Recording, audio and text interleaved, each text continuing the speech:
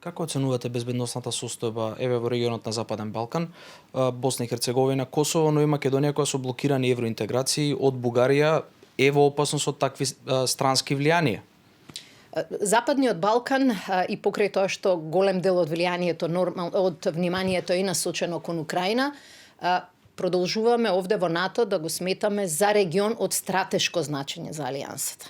И за мене беше многу важно денеска дека навистина голем број на министри во своите излагања ги повторија овие зборови, дека не смее да се занемари.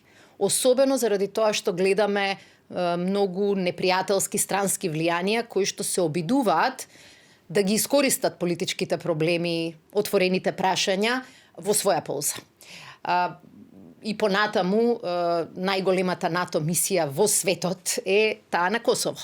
Со таа мисија НАТО го поддржува политичкиот диалог помеѓу Белград и Приштина. Заради тоа што кога ќе ги тргнете, кога ќе ги земете и ќе ги анализирате сите предизвици во нашиот регион, ќе видите дека сите тие имаат некоја безбедносна нишка, меѓутоа во суштина мора да се решаваат низ политички процес. Присуството на НАТО во КЕЙФОР, преку КЕЙФОР, е само еден начин да се поддржи политичкиот процес, кој што ќе биде вистинско можно решение. Во Босна и Херцеговина продолжуваме да ги поддржуваме ЕУ мисијата и ЕУ напорите и тука видовме и некои подобрувања на состојбата.